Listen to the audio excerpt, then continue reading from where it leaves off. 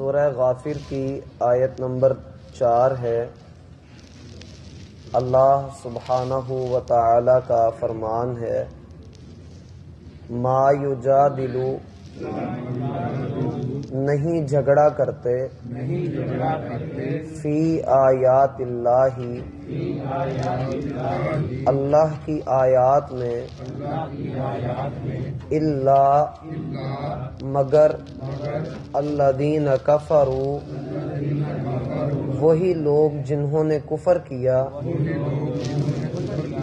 فلا یغررک، تو آپ دھوکے میں نہ پڑیں، تقلبہم، ان کا چلنا پھرنا، فی البلاد، شہروں میں، دیکھ کر۔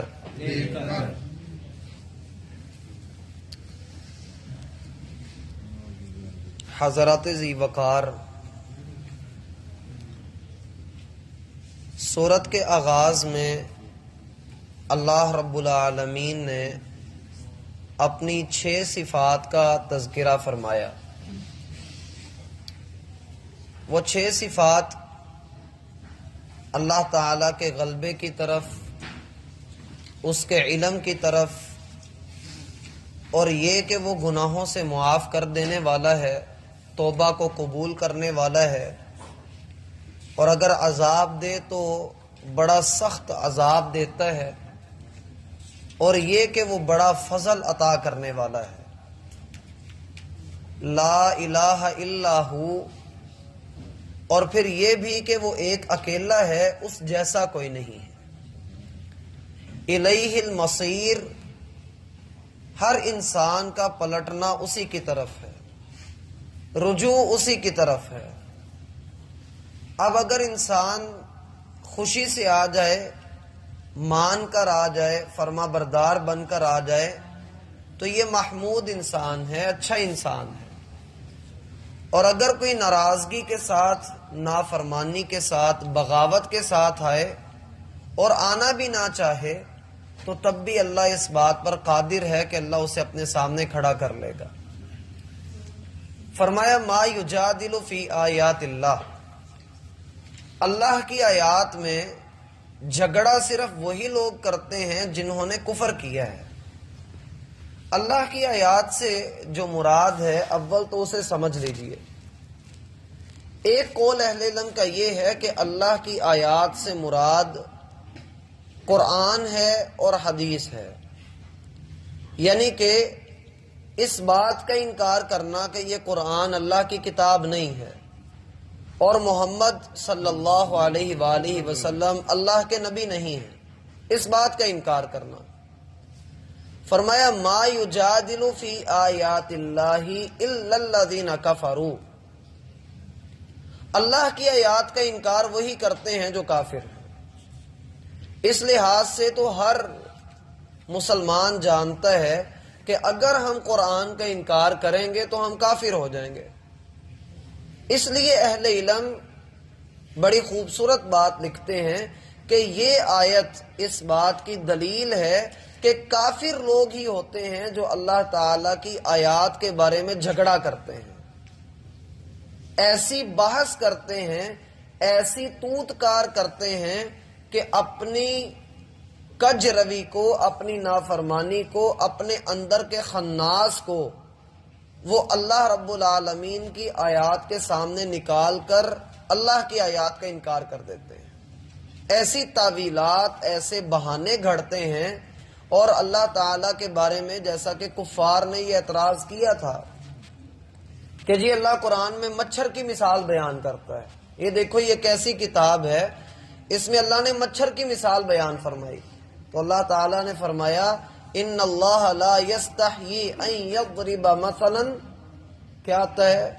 ان اللہ لا یستحیی ان یضرب مثلا بعوضۃ فما فوقها، اللہ تعالیٰ کو اس بات سے کچھ بھی حیا نہیں ہے، اللہ شرماتا نہیں ہے کہ اللہ کسی مچھر کی مثال بیان کرے۔ تو اللہ تعالیٰ نے جو آیات نازل فرمائی ان میں لوگ جھگڑا کرتے ہیں، بحث کرتے ہیں، ایسی بحث جس میں ان کا انکار کرنا مقصد ہو کہ کسی طریقے ہم ان کو جھٹلا دیں، بلا وجہ کی بحث کرنا۔ ایک قول تو یہ ہے کہ قرآن کا انکار یا اللہ تعالیٰ کے نبی کا انکار کر دینا یہ کفر ہے۔ بعض کا قول یہ ہے کہ اللہ تعالیٰ نے پیچھے اپنی صفات کا تعارف کروایا ہے، اپنی صفات ذکر کی ہیں، فرمایا ہے کہ میں عزیز ہوں، علیم ہوں، گناہوں کا بخشنے والا ہوں، توبہ کا قبول کرنے والا ہوں، سخت سزا دینے والا ہوں اور بڑے فضل والا ہوں، اور میرے علاوہ کوئی معبود برحق نہیں ہے۔ اب اللہ تعالیٰ کی ان صفات کو اگر کوئی نہیں مانتا تو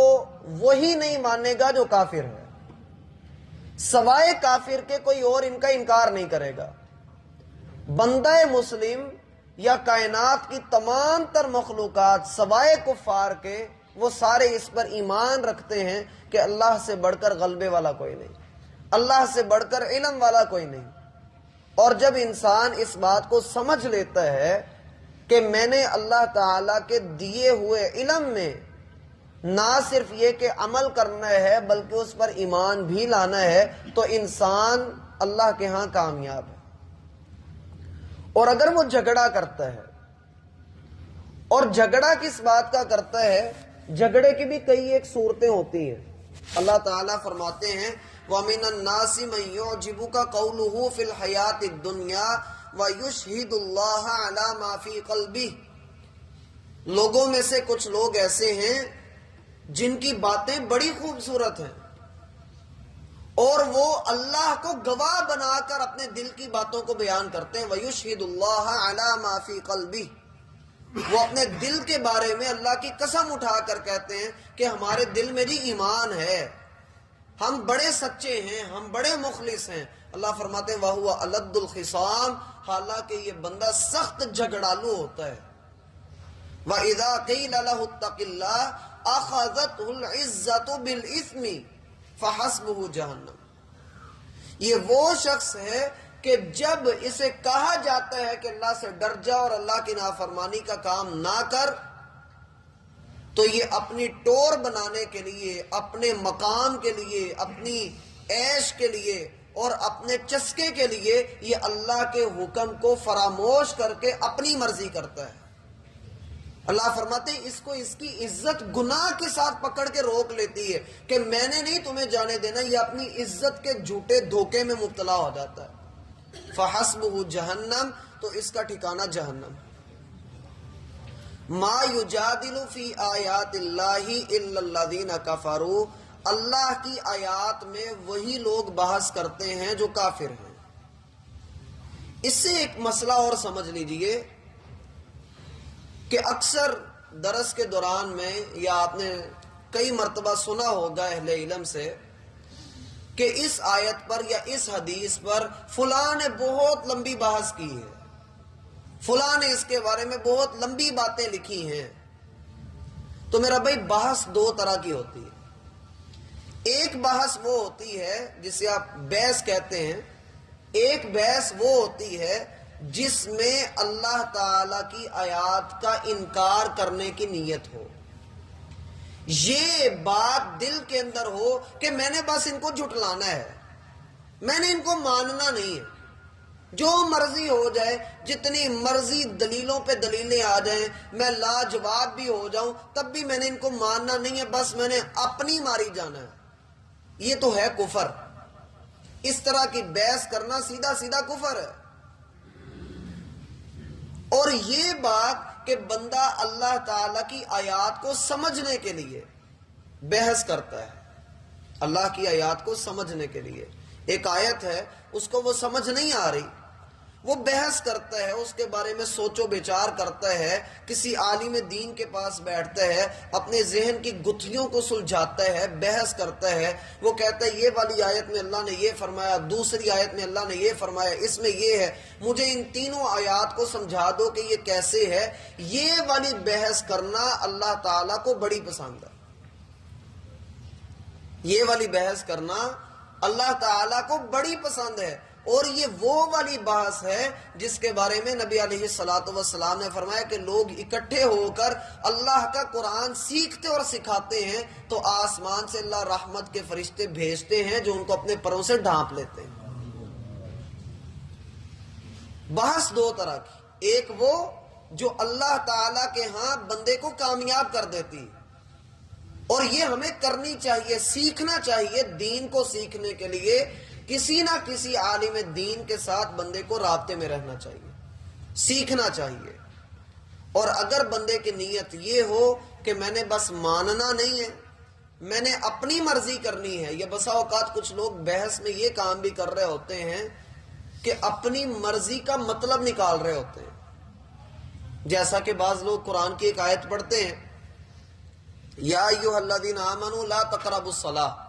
اے وہ لوگوں جو ایمان لائے ہو نماز کے قریب بھی مت جاؤ۔ وہ اتنی آیت کو لے لیتے ہیں اور کہتے ہیں بس ہم اس پر عمل کرتے ہیں، حالانکہ اللہ تعالیٰ کا فرمان ہے وَأَنْتُمْ سُكَارَىٰ، جب تم نشے کی حالت میں ہو تب تم نماز کے قریب مت جاؤ۔ وہ اپنے حصے کی آیت کو لے لیتے ہیں، اپنے معنی اپنے مطلب کی آیت کو لے لیا اور پھر اس پر عمل کرنا شروع کر دیا۔ ایسے لوگ بھی اللہ تعالیٰ کے ہاں لعنت کے مستحق ہوتے ہیں۔ اللہ تعالیٰ نے یہودیوں کے اوپر جب لعنت فرمائی تو اللہ نے فرمایا یحرفون الکلم عن مواضعہ، یہ تورات کی آیات کو اس کے معنی سے بدل دیا کرتے تھے، معنی ہی کچھ اور چلا دینا، اپنی مرضی کا مطلب پہنا دینا۔ یہ والا عمل بھی اللہ تعالیٰ کے ہاں انتہائی مذموم عمل ہے۔ پھر فرمایا کہ فلا یغررک تقلبہم فی البلاد، اے محمد صلی اللہ علیہ وآلہ وسلم آپ کہیں حیران نہ ہو جائیے گا، میں ہلکے لفظ استعمال کر رہا ہوں، آپ کہیں حیران نہ ہو جائیے گا کہ یہ لوگ شہروں میں ملکوں میں چلتے پھرتے ہیں، اس بات پر آپ حیران مت ہوئیے گا۔ یہ کیا بات اللہ نے کی؟ اللہ تعالیٰ فرماتے ہیں لإیلاف قریش ایلافہم رحلۃ الشتاء والصیف، قریش کے دل میں محبت ڈالنے کی وجہ سے، وہ محبت جو اللہ نے سردی اور گرمی کے سفر میں ان کے دل میں ڈال دی ہے کہ یہ گرمی میں بھی سفر کرتے ہیں سردی میں بھی سفر کرتے ہیں تجارت کے لیے، ان کے دلوں میں اللہ نے سفر کی محبت ڈالی ہے کہ یہ سفر کرتے ہیں شام کے علاقوں میں، مصر کے علاقوں میں، وہاں جا کر تجارت کرتے ہیں، اور تجارت کی وجہ سے اللہ ان کو مال و دولت عطا کرتا ہے۔ جب اللہ نے ان کو یہ سفر کی نعمت عطا کی ہے اور محبت ان کے دلوں میں ڈالی ہے، فَلْيَعْبُدُوا رَبَّ هَٰذَا الْبَيْتِ، ان کو چاہیے کہ یہ اس گھر کے رب کی عبادت کریں، وہ رب اطعمہم من جوع، جس نے بھوک میں ان کو کھانا کھلایا، وآمنہم من خوف، اور ان کو خوف سے امن بخش دیا۔ قریش کا یہ طریقہ کار تھا کہ یہ لوگ سفر کیا کرتے تھے، سفر کرنا ان کو بڑا پسند تھا، اور جس جگہ سے بھی یہ گزرتے، جس علاقے سے گزرتے، ہر علاقے کے لوگ ان کے آگے بچھے چلے جاتے تھے کہ یہ بیت اللہ کے متولی لوگ ہیں، انتظامیہ ہیں، عزت کرتے تھے، مہمان نوازی کرتے تھے، یہ اللہ نے نعمتیں ان کو دی ہوئی تھیں۔ لیکن اس قدر نعمتوں کے باوجود یہ نبی علیہ الصلوۃ والسلام کے دشمن تھے، آپ کی مخالفت کرتے تھے، برا بھلا کہتے تھے، کتنی مخالفت کرتے تھے اب جانتے ہیں اس کے بارے میں۔ اب اللہ تعالیٰ فرماتے ہیں اے محمد صلی اللہ علیہ وآلہ وسلم آپ حیران مت ہوئیے گا کہ یہ بڑی آسانی سے آتے ہیں چلے جاتے ہیں، بڑے امن سے رہتے ہیں، یہ اس بات کی دلیل نہیں کہ اللہ ان سے راضی ہے،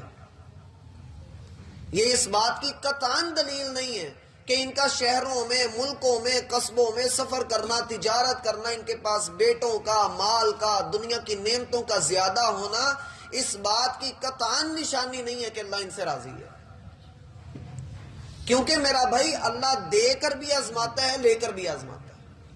اللہ قرآن میں فرماتے ہیں وَمَا أَمْوَالُكُمْ وَلَا أَوْلَادُكُمْ بِالَّتِي تُقَرِّبُكُمْ عِنْدَنَا زُلْفَىٰ، لوگوں تمہارے مال اور تمہاری اولادیں